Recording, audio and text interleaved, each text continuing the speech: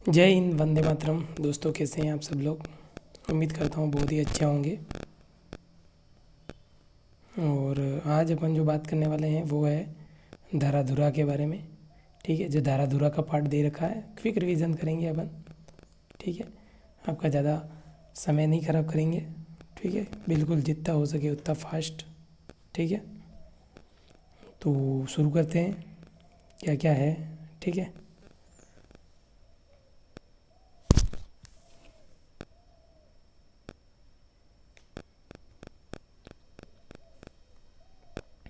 मैं यहाँ कोने में रहूँगा। ठीक है, तुम्हारे साथ। ठीक है, महिलाओं एवं बच्चों के प्रति अपराध एवं उनसे संबंधित कानूनी प्रावधानों की जानकारी व पुलिस की भूमिका के बारे में बात करने वाले हैं। ठीक है, तो शुरू कर रहे हैं। जो महिलाएं एवं जो बच्चे हैं उनके साथ जो अपराध होते हैं, ठीक है, उनके बारे में अपने आज ये महत्वपूर्ण टॉपिक अपन लेके आए हुए हैं। ठीक है, ये तो इसमें संबंधित कानूनी प्रावधानों के लिए तो उद्देश्य क्या है? राजस्थान पुलिस सेवा के अभ्यर्थियों के लिए एक प्रारंभिक पाठ्य सामग्री तैयार की गई है। इसका उद्देश्य पुलिस बल के लिए सभी इकाइयों से जुड़ने वाले कर्मियों, महिला एवं अपराधों के संबंधित कानून के लिए एवं इनके अमलीकरण में पुलिस प्रशासन की भूमिका के बारे में अवगत कराना। आखिर ये क्यों जोड़ा गया? देखिए, ठीक है, यहाँ पे एक परिभाषा दे रखी है आपको। ठीक है, हिंसा की परिभाषा है वो। ठीक है, स्वयं किसी व्यक्ति, ठीक है, स्वयं किसी व्यक्ति, समूह या समुदाय के विरुद्ध उन्हें किसी प्रकार के मानसिक या शारीरिक चोट पहुंचाने के लिए जानबूझकर किए गए शक्ति प्रयोग को हिंसा कहते हैं। ठीक है, हिंसा क्या है? किसी को चोट पहुंचाने के लिए जानबूझकर अपने शक्ति का प्रयोग किया जा रहा है। ठीक है, धाराधुरा में अपन सबसे पहले देख रहे हैं। ठीक है, क्या रावण जो था, रावण का नाम सुना होगा आपने। ठीक है, ये है रावण। ठीक है, जो सीता मैया को उठा के ले गया था। ठीक है, नहीं ले गया था, एक सीता मैया को रावण उठा के ले गया था, राम जी की लुगाई को। ठीक है, वो अपहरण करके ले गया था। ठीक है, तो अपहरण किस में आता है आप कमेंट करके मुझे बताइएगा। अपहरण कौन सी धारा में आता है? ठीक है, आईपीसी की कौन सी धारा है? अच्छा, आईपीसी की फुल फॉर्म तो आपको पता ही होगा, इंडियन पेनल कोड, भारतीय दंड संहिता। ठीक है, तो आपको एक परिभाषा याद होगी कि स्वयं या किसी व्यक्ति या समूह के विरुद्ध उन्हें किसी प्रकार के मानसिक या शारीरिक चोट पहुंचाने के लिए जानबूझकर किए गए शक्ति प्रयोग को क्या कहते हैं? हिंसा कहते हैं। ठीक है, इसके बाद में जानबूझकर किया गया कोई भी ऐसा काम जो समाज विरोधी हो या किसी भी प्रकार से समाज द्वारा निर्धारित आचरण की का उल्लंघन अथवा जिसके लिए दूसरे व्यक्ति को भारतीय दंड संहिता आईपीसी के अंतर्गत कानून द्वारा निर्धारित दंड दिया जाता हो, ऐसे काम को अपराध कहा जाता है। अपराध की परिभाषा भी यहाँ पे दे रखी है। ठीक है, जानबूझकर कोई ऐसा काम किया जाता है जो समाज विरोधी है। ठीक है, समाज के विरुद्ध में कोई भी काम करोगे आप, ठीक है, जो काम यानी मान्यता प्राप्त नहीं है, समाज के विरुद्ध है, ऐसा कोई भी काम करेंगे तो वो क्या किस में आएगा? जो है वो अपराध की श्रेणी में ही आता है। ठीक है दोस्तों,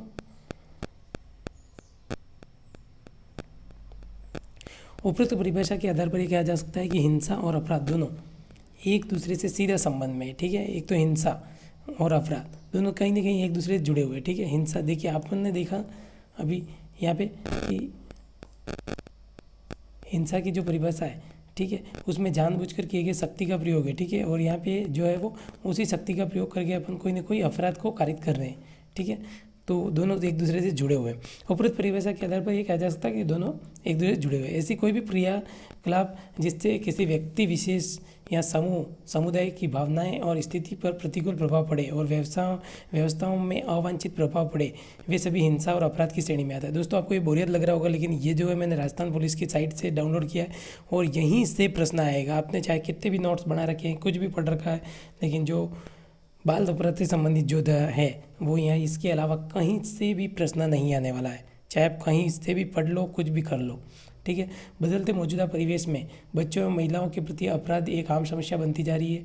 कोई भी आंकड़ा उठाकर देख ले, सभी इनके प्रति बढ़ते अपराधों की प्रवृत्ति को ही दर्शाते हैं।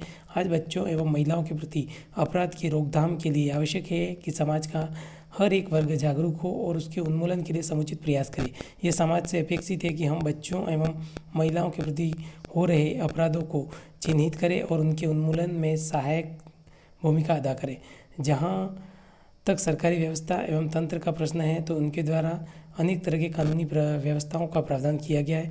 इन कानूनों के प्रति जागरूकता एवं इनके प्रभावी क्रियान्वयन में कमी होने की वजह से समाज में ये समस्याएं विकराल रूप धारण कर रही। आवश्यकता इस बात की है कि इन कानूनों को आम जन तक पहुँचाया जाए ताकि लोग इसका लाभ उठा सके एवं बच्चों और महिलाओं के प्रति दिन ब दिन बढ़ते अपराध को रोक सके। ठीक है, कहीं ना कहीं दोस्तों ये सही कहा जा रहा है यहाँ पे कि बहुत सारे कानून बने हुए हैं, सब कुछ हो रहा है, लेकिन लोग जागरूक नहीं हैं। ठीक है, तो कहीं ना कहीं जागरूकता बढ़ाने की अपन को आवश्यकता है। ठीक है दोस्तों, और तो और बात करें अपराध जो है इसके बारे में। अपराध जंगल में लगने वाली आग की तरह है। ठीक है, जिसे रोका न जाए तो आने वाले समय में यह विध्वंसकारी रूप धारण कर लेती है और ये समूचे मानव जाति के ऊपर एक प्रश्न चिन्ह खड़ा कर सकती है। इसलिए अपेक्षित है कि हम सही समय पर एक निराकरण की व्यवस्था कायम करें। विषय की गंभीरता को ध्यान में रखते हुए न ही सिर्फ इसके रोकथाम के लिए विशेष नियम, प्रावधान व कानून बनाए गए, अपितु समय समय पर इनके व्यवहारात्मक संशोधन भी किए गए। परिणामस्वरूप समाज के इस कमजोर तबके को बाल एवं महिला सुलभ, उचित और सुरक्षित वातावरण मिल सके। ठीक है दोस्तों, यहाँ से आपके कहीं न कहीं एक आध प्रश्न बनने की संभावना मेरे को लग रही है। ठीक है, अब आगे का जो अपना मैटर आ रहा है वो आ रहा है आपका महिला संबंधित कौन कौन से अपराध हैं, इनके बारे में अपन डिटेल में जानकारी प्राप्त करने वाला है कि महिला के संबंध में कौन कौन से अपराध घटित होते हैं। ठीक है, तो देखते हैं कौन कौन से महिलाओं से संबंधित अपराधों की श्रेणी में उन्हें एक शारीरिक, ठीक है, शारीरिक रूप से अगर किसी को परेशान किया जा रहा है, ठीक है, छेड़छाड़ी करना महिलाओं के साथ, ठीक है। इसके बाद मानसिक रूप से, ठीक है, मानसिक रूप से अगर उनको शारीरिक में आपके जैसे कि मारपीट भी आ जाएगा, ठीक है। इसके बाद में मानसिक रूप से परेशान करना, ठीक है, उसको इतना परेशान कर लेना कि उसका दिमाग हमेशा उसी ही अपराध जो आपने किया है, ठीक है, आपने जिस तरह से उसे परेशान किया वो उस परेशानी में ही पड़ी हुई है, ठीक है, मानसिक रूप से बिल्कुल डिस्टर्ब हो गई है, ठीक है। इसके बाद में आर्थिक उसके पैसे वगैरह ले लेना, ठीक है। इसके बाद सबसे बड़ा अपराध तो आ ही रहा है, ठीक है, आपका यौन संबंधी जो अपराध है, ठीक है, भावनात्मक उत्पीड़न, इसे, ठीक है, इस तरह से भाव जैसे गंदे गंदे मैसेज करना, ठीक है, सब इसमें आ जाता है, ठीक है। शोषण से संबंधित अपराध, ठीक है, बहुत सारे शोषण किए जा सकते हैं, ठीक है, जैसे कि आपका यौन शोषण हो गया, ठीक है। इसके बाद में और भी बहुत सारे जो आप शोषण हो सकते हैं महिलाओं के। तो प्राय भारतीय समाज में देखे जाते हैं महिलाओं पर होने वाले अपराध चौंकाने वाले हैं। राष्ट्रीय अपराध रिकॉर्ड ब्यूरो के आंकड़ों के अनुसार प्रतिवर्ष महिलाओं के साथ होने वाले अपराधों के लगभग 3 लाख से ज़्यादा मामले दर्ज होते हैं, ठीक है। यहाँ से प्रश्न हो सकता है आपका, राष्ट्रीय अपराध रिकॉर्ड ब्यूरो के आंकड़ों के अनुसार प्रतिवर्ष महिलाओं के साथ होने वाले अपराधों के लगभग कितने प्रतिशत आंकड़े दर्ज होते हैं, ठीक है। तो उत्तर आपका जो हो जाएगा वो 3 लाख, ठीक है, 3 लाख आंसर दे दीजिएगा, ठीक है, आंखें बंद करके। जिनमें छेड़छाड़, मारपीट, अपहरण, ठीक है, दहेज उत्पीड़न, ठीक है, अपहरण किसने किया था, मैंने आपको अभी प्रश्न पूछा है, ठीक है, रावण ने जो है वो सीता मैया का अपहरण किया था, ठीक है, उठा के ले गया था लंका। बताइएगा धारा धूरा में कौन सी धारा लगेगी, ठीक है, आपको कमेंट करने के लिए कहा है मैंने। तो जिनमें छेड़छाड़, मारपीट, अपहरण, दहेज उत्पीड़न से लेकर बलात्कार एवं मृत्यु, ठीक है, मर्डर तक कर देते हैं, ठीक है। अक्सर कहा जाता है कि महिलाएं अपनों के बीच सबसे ज़्यादा सुरक्षित रहती है, पर हकीकत ये है कि महिलाएं सबसे ज़्यादा असुरक्षित अपनों के बीच ही होती है, ठीक है। सबसे ज़्यादा घरेलू हिंसा की शिकार होती है, ठीक है, ठीक है। फिर इसके बाद में घर के आसपास के जो वातावरण होता है वहाँ पर भी महिलाओं के साथ में अक्सर जो है वो गलत कार्य किए जाते हैं। तो यहाँ पर सबसे ज़्यादा असुरक्षित है, ठीक है। आंकड़ों के अनुसार महिलाओं के खिलाफ होने वाले अपराधों में ज़्यादातर उनके जानकार ही शामिल होते हैं, ठीक है। कोई ना कोई उनके रिश्तेदार हैं, ठीक है, उन्हें जानने वाले, पहचानने वाले ही उनके साथ ज़्यादातर इस तरह के कार्य कारित करते हैं, ठीक है। मैं कार्य कारित करते हैं जो है वो आपको बहुत बार सुनने मिलने वाला है, ठीक है, पुलिस में आने के बाद में जो आने वाले हैं, ठीक है। कार्य कारित करना मतलब कार्य कर रहे हैं, ठीक है, ये इस तरह का आपको अजीब लग रहा होगा, ठीक है, थोड़ी लैंग्वेज पुलिस वाली ही है, ठीक है। तो बात कर रहे थे अब एक और आंकड़े यहाँ पे आगे आपको याद रखने हैं, ठीक है। अब राष्ट्रीय अपराध रिकॉर्ड ब्यूरो, ठीक है, राष्ट्रीय जो अपराध रिकॉर्ड ब्यूरो है 2015 के अनुसार 34,000 से ज़्यादा महिलाएं दुष्कर्म की शिकार हुई है, ठीक है। एक प्रश्न आ सकता है आपका, ठीक है। 2015 में राष्ट्रीय अपराध ब्यूरो रिकॉर्ड के अनुसार कितने महिलाओं के साथ दुष्कर्म किया गया? 34,000 दुष्कर्म किया गया। ये कब राष्ट्रीय रिकॉर्ड ब्यूरो ने कब दिया था? 2015 में, ठीक है। इस तरह के प्रश्न आपके आम में बनने, ठीक है। वहीं दहेज को लेकर भी महिलाओं के ऊपर होने वाले अपराध के आंकड़े कुछ कम नहीं है। भारत में औसतन हर 1 घंटे में एक महिला दहेज के कारणों से मौत के शिकार हो सकती है, ठीक है। ये भी प्रश्न पूछा जाता है भारत में औसतन, ठीक है, प्रति घंटे कितनी महिलाएं दहेज के कारणों से मौत की शिकार होती है, ठीक है। तो एक महिला, ठीक है, 2 भी देगा ऑप्शन, 3 भी देगा, ठीक है, ठीक है। 24 घंटे में 24 भी दे सकता है, ठीक है, औसतन। तो फिर बात वही रहेगी, ठीक है। भारत में, ठीक है, औसतन 1 घंटे में एक महिला दहेज के कारण से मौत की शिकार हो रही है। इसी आंकड़े के अनुसार भारत में लगभग 70% विवाहित महिलाएं घरेलू हिंसा समझते हो ना, घर में, ठीक है, सास जो है वो महिला को परेशान कर रही है, ससुर परेशान कर रहा है, पति रोज परेशान कर रहा है, ठीक है, इस तरह के मामले, ठीक है। इसी आंकड़े के अनुसार भारत में लगभग 70% महिलाएं, ठीक है, ये भी एक प्रश्न बन सकता है। 70% महिलाएं घरेलू हिंसा का शिकार होती हैं। घर के बाहर जाकर काम करने वाली महिलाओं के साथ ऑफिस में होने वाली छेड़छाड़, ठीक है, ऑफिस में जो उसके बॉस होंगे, ठीक है, जो पुरुष कर्मी होते हैं, या महिलाएं भी आजकल तो कम नहीं है, ठीक है, उनके साथ वाली महिलाएं जैसे कि प्रमोशन के लिए या कुछ भी, जैसे वो कोई अच्छा काम कर रही है तो जलने वाली महिलाएं भी उनके साथ जो है वो अत्याचार करती है, ठीक है। ऑफिस में जो पुरुष कर्मी होते हैं उनके साथ छेड़छाड़ करते हैं। इस प्रकार महिलाएं 2015 में 60,000 से ज़्यादा महिलाएं अपहरण की शिकार हो चुकी है, ठीक है। अपहरण बहुत ज़्यादा, मैंने पहले स्टार्ट में ही अपहरण की बात की थी, और 60,000 से ज़्यादा महिलाएं अपहरण का शिकार हो चुकी है, जिनमें से ज़्यादातर महिलाओं के साथ का अपहरण ज़बरदस्ती शादी या अनैतिक देह व्यापार के लिए होता है, ठीक है। अपहरण के 2 कारण हैं, ठीक है, मुख्य रूप से। एक तो ज़बरदस्ती शादी कर लेते हैं, ठीक है, ये कुड़ी तो खूबसूरत है तो उठा के ले जाते हैं, ठीक है, एक बात ये होती है। दूसरा, गलत काम करने की नीयत से भी ले जाते हैं, बेचने के लिए ले जाते हैं, ठीक है, ठीक है। इसके बाद वेश्यावृत्ति कराने के लिए ले जाते हैं। तो इस तरह की घटनाएं होती हैं अधिकतर, ठीक है। जो थाने में मामले आते हैं, ठीक है, उनमें भी अक्सर इस प्रकार के मामले ज़्यादा आते हैं। अपहरण जो है वो या तो शादी करने की नीयत से, ठीक है, शादी करने की नीयत से उठा के ले जाते हैं, ठीक है, ज़बरदस्ती, या फिर जो है वो गलत कार्य कराने के लिए भी ले जाते हैं, ठीक है, उठा के। तो इस तरह की घटनाएं हमारे सामने आती हैं, ठीक है। तो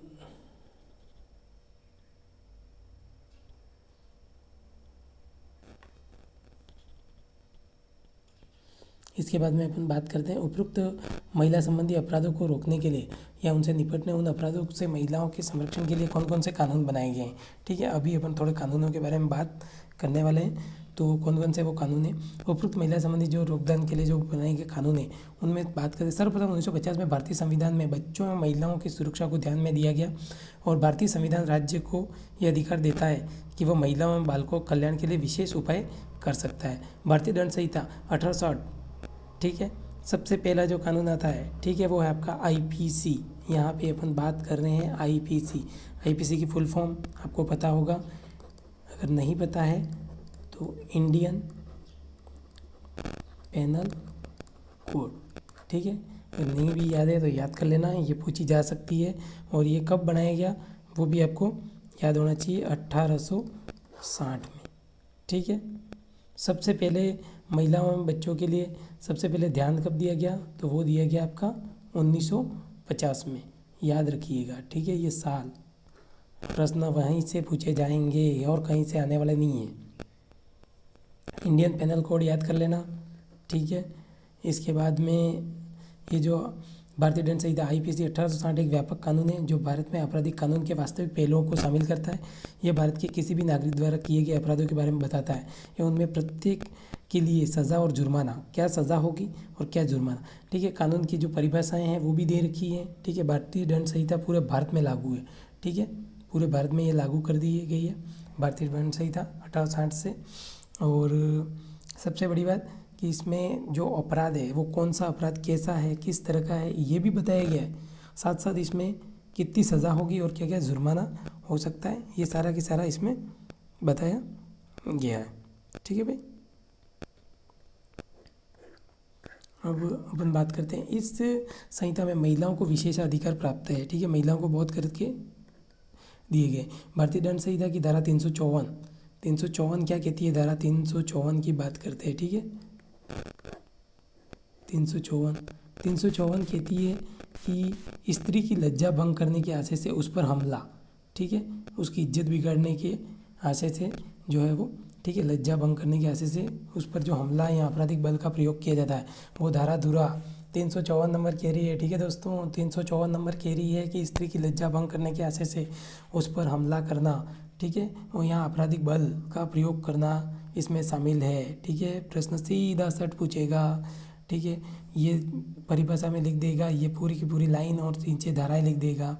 दूसरी धारा आती है आपकी 354A यौन उत्पीड़न के लिए सजा दे रखी है, ठीक है, यौन उत्पीड़न की सजा के बारे में 354A में दे रखा है, ठीक है।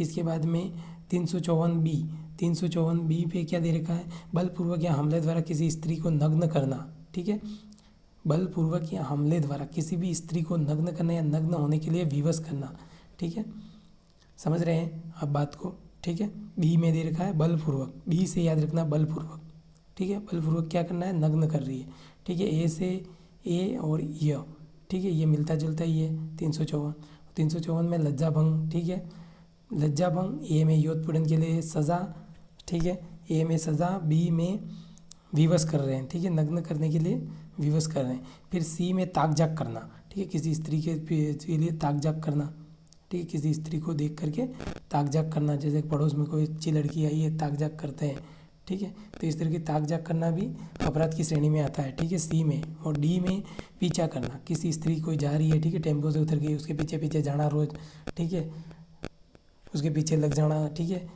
कि मैं उसको अपने लपेटे में लेता हूँ यूँ करके, तो ये सब भी एक जो है आपराधिक श्रेणी में आता है, ठीक है।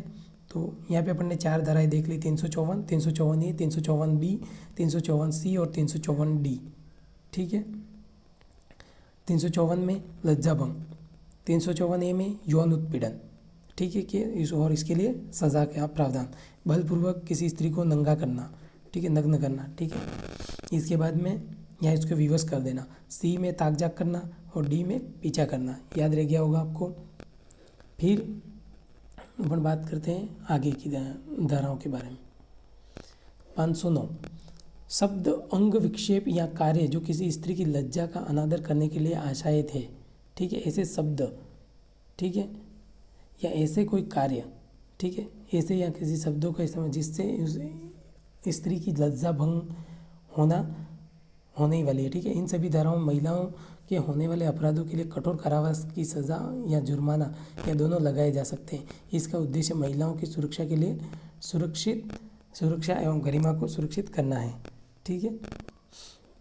यहाँ पे भारतीय दंड संहिता का संशोधित अधिनियम 2018 में पारित किया गया है, ठीक है।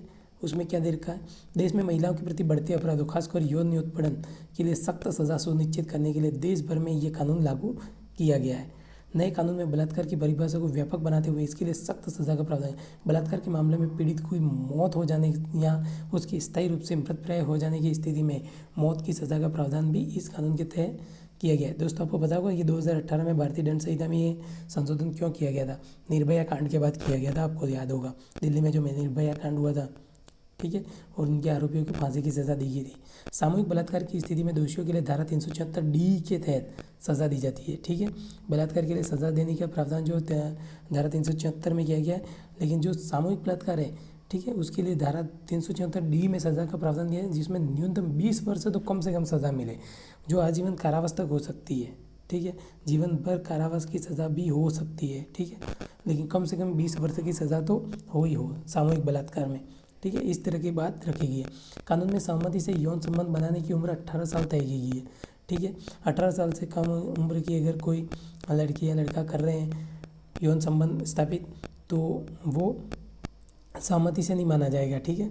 महिलाओं का पीछा करने एवं ताक झाक पर कड़े दंड का प्रावधान किया गया है। ऐसे मामले में पहली बार में गलती हो सकती है, इसलिए इसे जमानती रखा गया है, लेकिन दूसरी बार में ऐसा करने पर गैर जमानती कोई जमानत नहीं मिलेगी, ठीक है।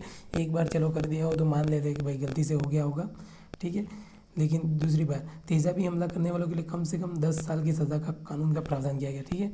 अभी एक पिक्चर भी आई थी, ठीक है, उसमें दीपिका पादुकोण थी, छपाक, ठीक है, उसमें आपने देखा होगा तेजाब से हमले के संबंध में, ठीक है, बहुत अच्छी मूवी थी, ठीक है। एग्ज़ाम के बाद देख लीजिएगा अगर नहीं देखी है तो, ठीक है, अभी मत देखिएगा, अभी टाइम नहीं है अपने पास में, अभी तो अपने काम है सिर्फ और सिर्फ पढ़ाई करना। ठीक है, कुछ ही दिन है, अपने आप को झोंक दीजिए बिल्कुल पूरी तरह से। ठीक है, इसमें पीड़ित को आत्मरक्षा का अधिकार प्रदान करते हुए तेजाब हमले की अपराध के रूप में व्याख्या की गई है। साथ ही ये प्रावधान किया गया है कि सभी अस्पताल बलात्कार या तेजाब हमला पीड़ितों को तुरंत प्राथमिक सहायता या निःशुल्क उपचार उपलब्ध कराएंगे। ठीक है, तुरंत के तुरंत सभी अस्पतालों को, और ऐसा करने में विफल रहने पर उन्हें सज़ा का सामना करना पड़ेगा। अगर कोई हॉस्पिटल उनको ऐसा करता है कि उनको या तो इलाज नहीं देता है, ऐसा कुछ करता है, तो सज़ा मिलेगी। कानून में कम से कम 7 साल की सज़ा का प्रावधान है, जो प्राकृतिक जीवन काल के तक के लिए जब तक जिंदा रहता है तब तक भी बढ़ाई जा सकती है। और यदि दोषी व्यक्ति पुलिस अधिकारी, लोक सेवक, सशस्त्र बलों या प्रबंध या अस्पताल का कर्मचारी है तो उसे जुर्माने का भी सामना करना पड़ेगा। ठीक है, अगर ऐसा कोई व्यक्ति है जो पुलिस अधिकारी है, वो उनको हेल्प नहीं कर रहा है, या कोई लोक सेवक है, ठीक है, या कोई सशस्त्र बलों या प्रबंधन या अस्पताल का कर्मचारी, तो उसे जुर्माना भी भरना पड़ेगा। ठीक है, याद रखना, तुम भी यहाँ आ जाओ तो इसके बाद हेल्प करनी है। ठीक है, पूरी तरह से जितना हो सके उतनी मदद करनी है। कानून में भारतीय साक्ष्य अधिनियम में संशोधन किया गया है। ठीक है, जिसके तहत बलात्कार पीड़िता को यदि वह अस्थायी या स्थायी रूप से मानसिक या शारीरिक रूप से अक्षम हो जाती है तो उसे अपना बयान दुभाषियों या विशेष एजुकेटर की मदद से न्यायिक मजिस्ट्रेट के समक्ष दर्ज कराने की अनुमति दी गई है। ये अधिनियम संशोधित भारतीय दंड संहिता का एक अंग है। ठीक है, अगर कोई मानसिक रूप से या शारीरिक रूप से बिल्कुल असक्षम हो गई है तो किसी अन्य के माध्यम से, ठीक है, दूसरे व्यक्ति के माध्यम से, जो उसके बयान को लेकर के भी न्यायिक मजिस्ट्रेट के समक्ष दर्ज करा सकता है। ठीक है दोस्तों, तो आज अपन ने कुछ महत्वपूर्ण धाराओं के बारे में भी बात की। ठीक है, कल अपन जो है दंड संहिता प्रक्रिया CRPC की बात करेंगे। ठीक है, आपके IPC से यहाँ पर जो प्रश्न आने वाले थे उनके बारे में अपन ने बात कर लिए। मोटे मोटे तौर पर एक बार फिर से मैं आपको रिवीजन कर देता हूँ ताकि आपको याद रहेगा। ठीक है, उद्देश्य, आप पुलिस विभाग में आने वाले हैं। ठीक है दोस्तों, इस विभाग में आएंगे। ठीक है, इस विभाग के बारे में हालांकि आपको ट्रेनिंग दी जाएगी पूरी तरह से, ऐसी बात नहीं है, लेकिन फिर भी आप यहाँ आएंगे तो कहीं ना कहीं सरकार की मंशा है कि आने से पहले ही आपको थोड़ा इस बारे में जानकारी प्रदान कर दी जाए। ये करके ये पाठ्यक्रम इसमें जोड़ा गया है। ठीक है, यहाँ पे आपको एक दी गई थी हिंसा की परिभाषा। ठीक है, हिंसा स्वयं किसी व्यक्ति द्वारा या किसी समूह या समुदाय के विरुद्ध किसी प्रकार मानसिक या शारीरिक चोट पहुंचाने के लिए जानबूझकर शक्ति प्रयोग, हिंसा। ठीक है, जानबूझकर किया गया कोई ऐसा काम जिससे समाज विरोधी हो।